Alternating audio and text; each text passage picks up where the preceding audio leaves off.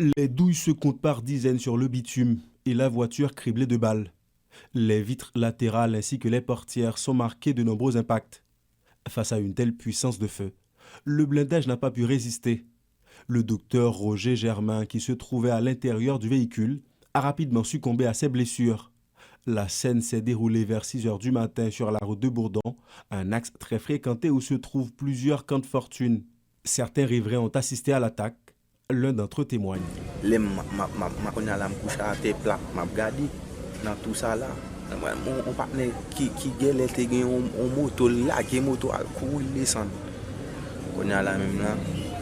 Après ça, nèg yo mais prend nèg là, yo gèle qui t'en fusil nèg là.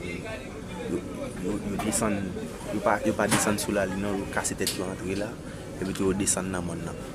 Yo descend dans mon mais bah là tellement frustrant la m'a tremblé côté me coucher. Selon ces derniers, les assaillants roulaient à bord d'un véhicule Toyota Land Cruiser Zorequin sans plaque d'immatriculation. La même description revient à chaque agression. La plus récente est survenue entre Crissois et Delma 32, faisant plusieurs blessés.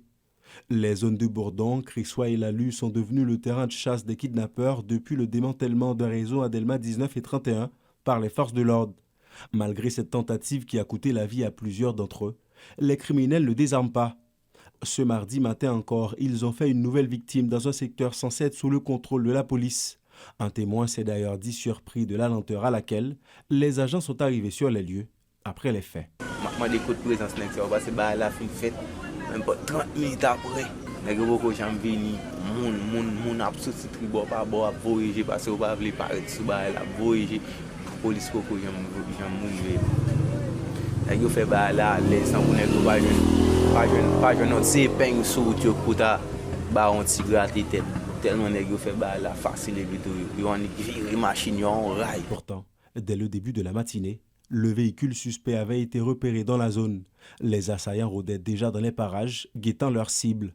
À 78 ans, le docteur Roger Germain est la dernière victime d'une violence atroce en passe de devenir bancale, à quelques dizaines de mètres seulement de son lieu de travail, le laboratoire Gamma, situé à Lalu.